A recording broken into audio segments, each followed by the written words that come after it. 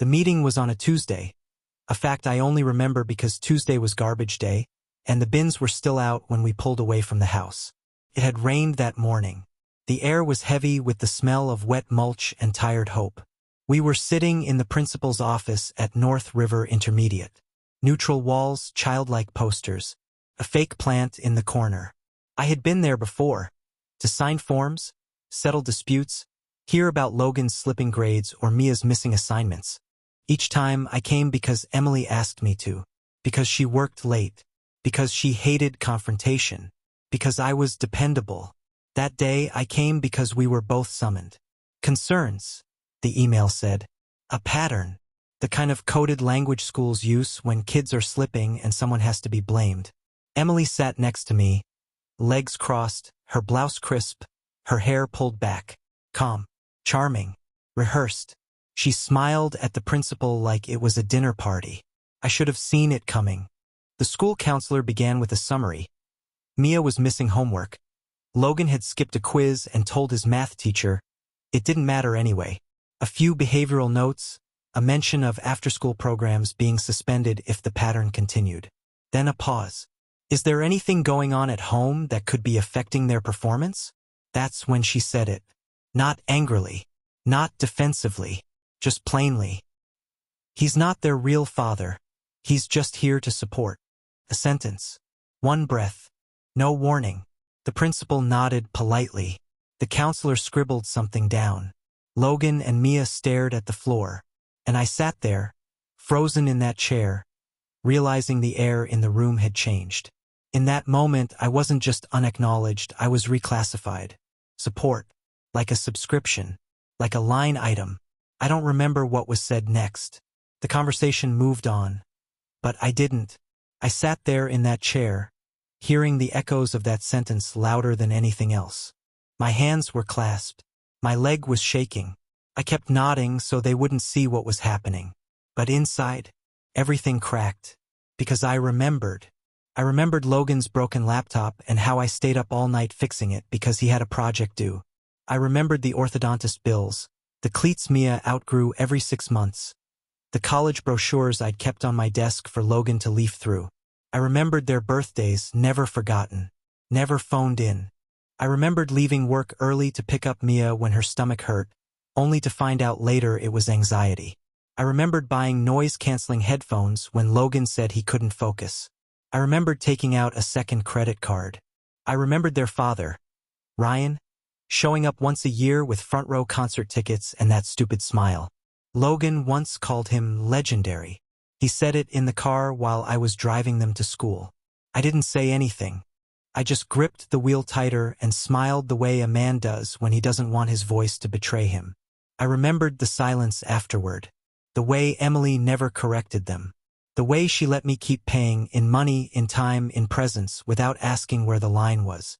I remembered the Christmas Eve Ryan forgot to show up, and Logan spent the night staring at the door. I had made hot cocoa. I had tried to turn it into a joke. Maybe Santa needed an extra driver, I said. No one laughed. I remembered all of it. Every meal, every ride, every compromise.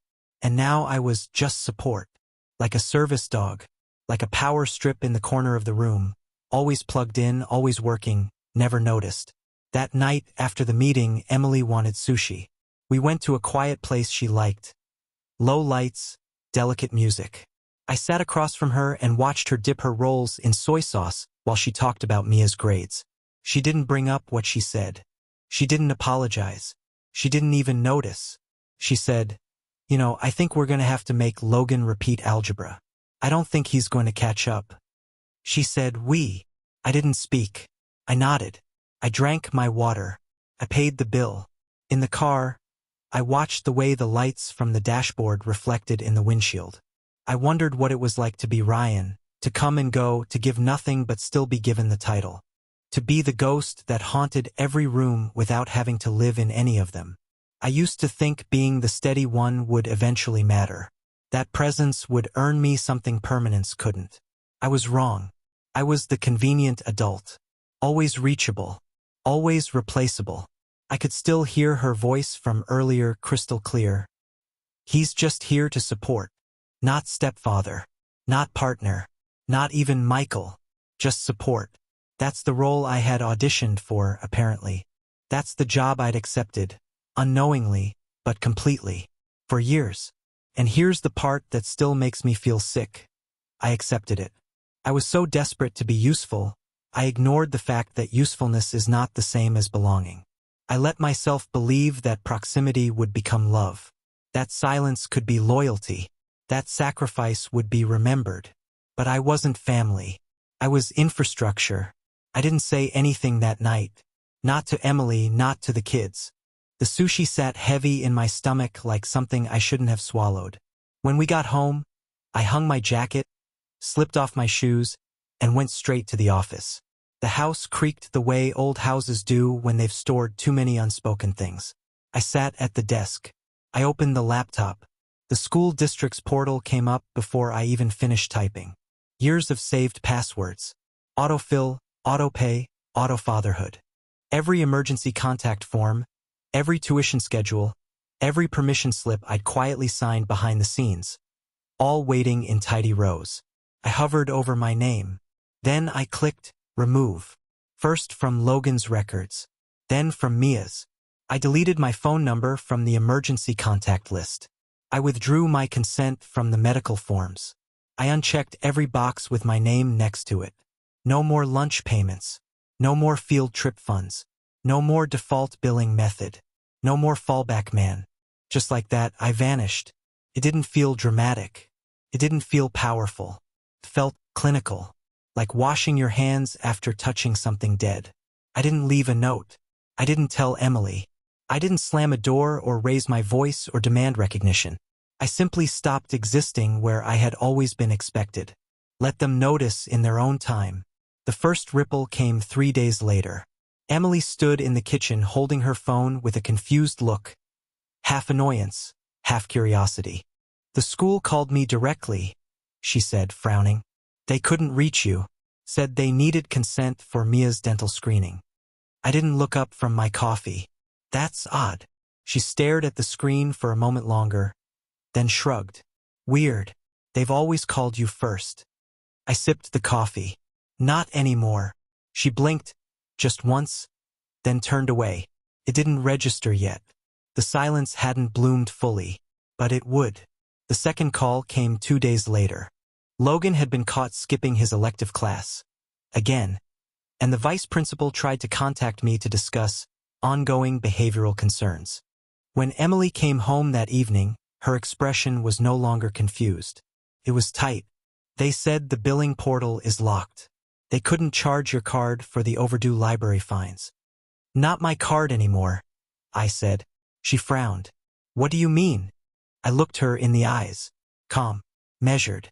I mean, I removed myself from the school system. I'm not listed on anything. Not a contact, not a payer, not a parent. There it was. The flicker. A flash of panic, swallowed too quickly. You're joking. I'm not. Michael, what the hell are you talking about? You're the primary contact. Correction, I said, setting my mug down. I was. A pause. Then a breath that sounded more like a scoff. Is this about what I said at the meeting? I didn't answer. I didn't need to. She kept talking. It was just a figure of speech. You're reading way too much into it. I didn't argue. I didn't accuse. I didn't say what I wanted to say. That figure of speech is what people call the truth when they see how sharp it sounds in the air.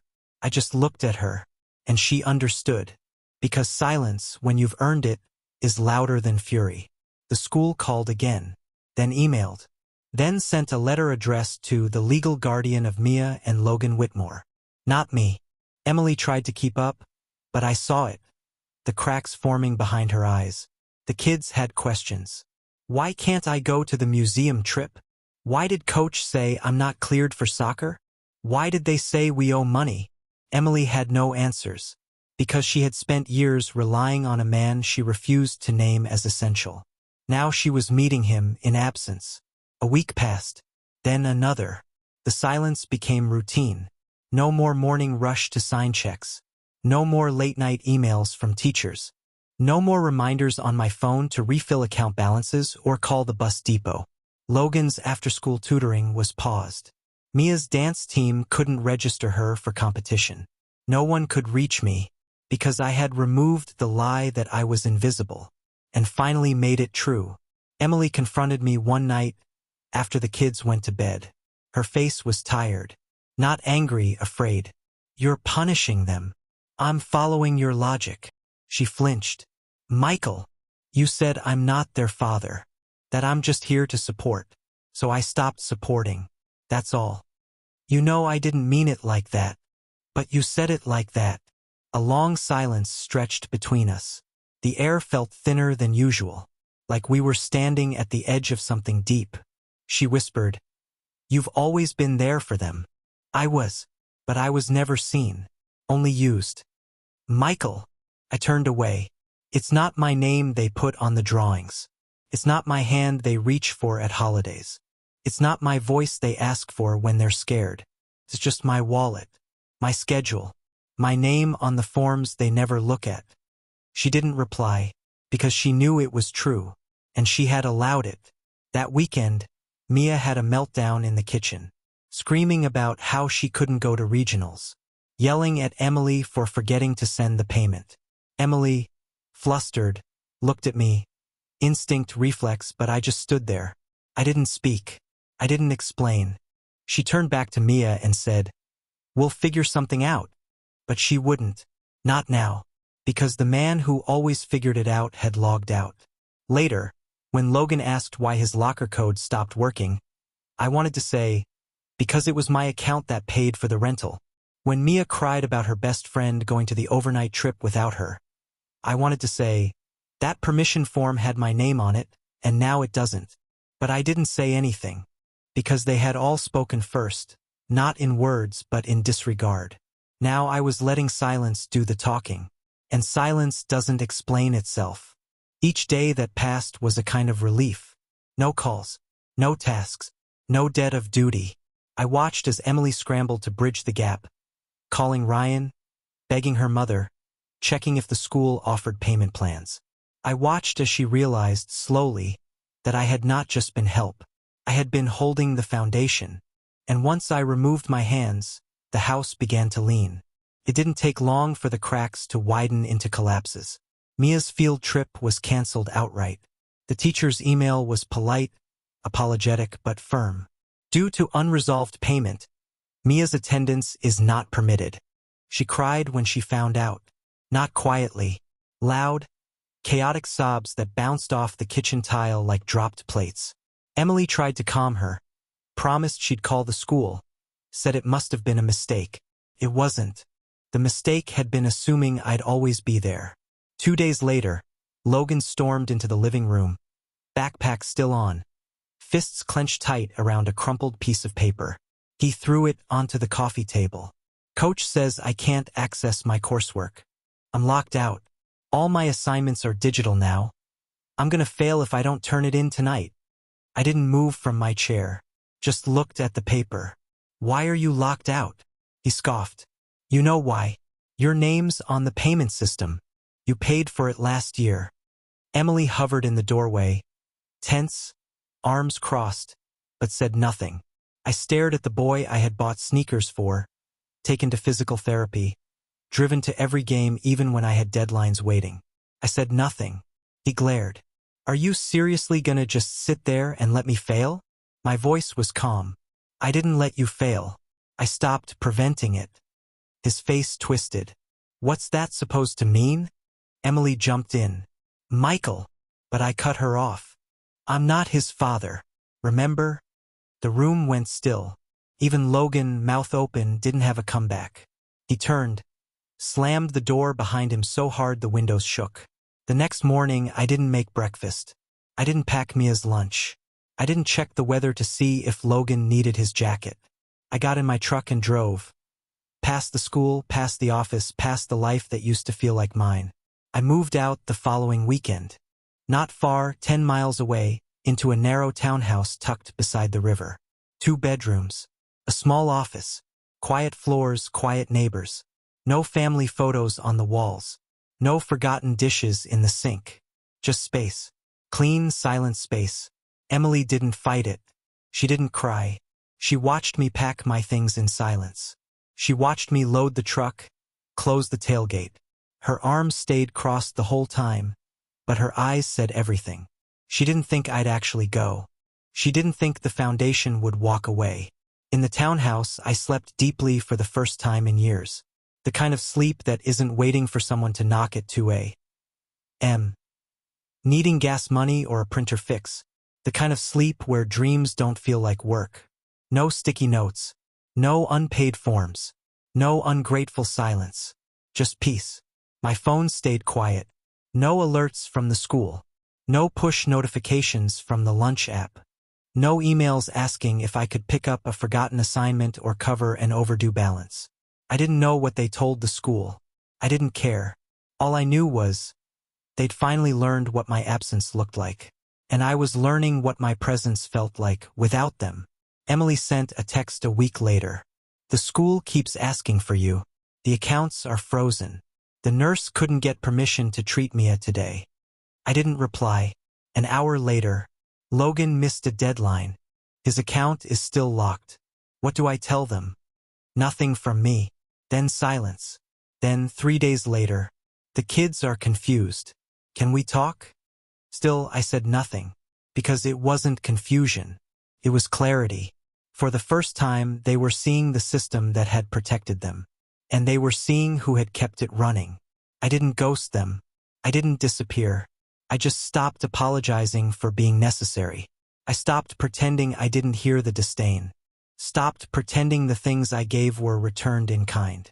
Stopped believing love could grow in a house where I was only welcome when something broke. They hadn't lost a father. They'd lost an unpaid technician, a silent financier, a backup adult with no real seat at the table. And now they'd have to figure it out without me. One night, I sat on the porch of the new place, sipping black coffee, watching the river drift past like it didn't owe anyone anything. The phone buzzed again. Emily, I know you're angry, but the kids are hurting. This isn't the way. I didn't respond, because maybe, just maybe, it was the way. Maybe the only way to show what you were worth was to leave space behind for people to feel the size of it. Maybe the only way to be heard in that house was to go quiet. Completely quiet. It was a month before I heard her voice again. Sunday, just after 8. I had just sat down with a plate of eggs and the silence I'd earned. The phone rang. I watched it buzz on the counter. Emily's name on the screen. Nothing else. I let it go. A few minutes later, a text. The school sent another letter. We can't enroll Mia for spring until last term is paid. Logan missed finals. They won't let him walk in June unless the account is cleared. Another ping. The kids are scared. They don't understand. And finally, they keep asking why you won't answer. I turned the phone face down. I finished my breakfast. The truth was simple. I didn't vanish. I was erased. Long before I walked out that door, long before I shut off the bank transfers and deleted my name from the portals, they had already decided who I was. Not Dad. Not even Michael. Just support. The man who showed up when things went wrong, who didn't ask questions, who never required thanks. The man who fixed, who funded, who followed through, but not the man they counted as family. So now, when they needed more than money, when they needed presence, they had to reckon with the absence they'd created. I heard Logan had called Ryan. I heard it through mutual friends, a neighbor who still got updates from Emily's book club. He begged his real dad to help, she said. Ryan hung up. Not once. Twice. Once when Logan asked for help with tuition. And again when Mia needed a doctor's visit and no one could authorize treatment. That was the father they had claimed. The one whose last name was still printed on every form, even though my bank account had paid the fees behind them. The one they defended in every argument, every sulk, every side-eyed glare when I asked for respect. Now they were left with his name, and no one to pick up the phone. I didn't rejoice in their suffering. I didn't celebrate their struggle. This wasn't revenge.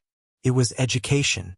Real, bitter, overdue education, the kind that doesn't come with a diploma, only the cold realization that a person's worth isn't measured by biology, but by sacrifice. And when you spit on sacrifice, you learn what it means to go without. Emily kept texting. Most days I ignored them. A few I opened, read, then deleted. Logan is talking about dropping out. Mia won't come out of her room. You've made your point. Please come home. But I wasn't making a point. I was making peace with the fact that I had been disposable all along. I remember the exact moment I stopped waiting for an apology. It wasn't when Logan screamed that I wasn't his father. It wasn't when Emily stayed silent. It was the Tuesday after I left. I got home late from work, unlocked the door to my new place, stepped into that stillness, and nothing was broken. Nothing needed me. No one was waiting to offload blame or debt or guilt onto my shoulders. The silence didn't feel empty. Felt earned. 2 months passed. Then came the knock. Not a knock, really. Pounding. I opened the door and found Logan on the other side. Shoulders hunched. Hair unwashed. Backpack slung like dead weight. He looked older. Or just more exposed. "I just want to talk," he said, voice cracked. I let him in. He sat on the edge of the couch like someone being sentenced. Eyes red, hands shaking. "I messed up," he said. I said nothing. I didn't mean it, what I said. About the name. About you not being my dad. Still, I said nothing. I was angry. I was stupid. I thought you'd always be there. Finally, I spoke. "Why?" He looked up. "Why did you think I'd always be there?" His mouth opened. No words came. I leaned forward. Because I paid? Because I drove? Because I shut my mouth and kept showing up? Did that make me safe enough to spit on? He shook his head. "No. I mean, I didn't think. That's the problem," I said. "You didn't." He stayed for an hour. Tried to explain. Said Ryan blocked his number. Said the school sent a final warning. If tuition wasn't paid by Friday, he was out. Said he'd started applying to jobs. Said he couldn't sleep. Then he said the words. "I'm sorry." I looked at him. Not angry. Not cruel. Just empty. Sorry doesn't mean much when it's survival talking. He flinched. "That's not fair." I stood. "No. It's exactly fair. You drew the line. You decided who I was. Now you get to live with that choice." He stood too. Desperate. "Please, just this once. Just help me finish this semester. I swear I'll pay you back." I cut him off. "I'm not a lender. I'm not a rescue plan. I was a father until you decided I wasn't." He looked like he'd been slapped. "I meant it then," he whispered. "The word. Father. I meant it." I nodded once. "And then you took it back." When he left, he looked smaller. Not just because he had failed, but because he had realized that not everyone comes running when you cry. Some people remember what it felt like to be told they didn't belong. And they don't forget. That night, Emily texted again. He came home shaking. He said you shut him down. "Please, don't be like this." I didn't respond, because I wasn't being anything. I was finally doing nothing, which is all they ever said I did. A week later, I got an envelope. No return address. Just M.W. scrawled on the back. Inside, one folded sheet of notebook paper. Logan's handwriting. "I get it now. You were the one who stayed. I didn't say thank you. I didn't say sorry when it mattered. But I remember. I remember who fixed the car. Who came to every game. Who stayed up to help me study. Who took the hit every time Ryan left again. I remember who never made me feel like a burden, until I made you one. I remember it all now. And I'm sorry. No ask. No request. Just the letter. I didn't throw it away. But I didn't write back either. Because he hadn't asked me to. For once, it wasn't a transaction. It was a truth. One I had waited a decade to hear. And one that arrived 2 months too late. So here I am.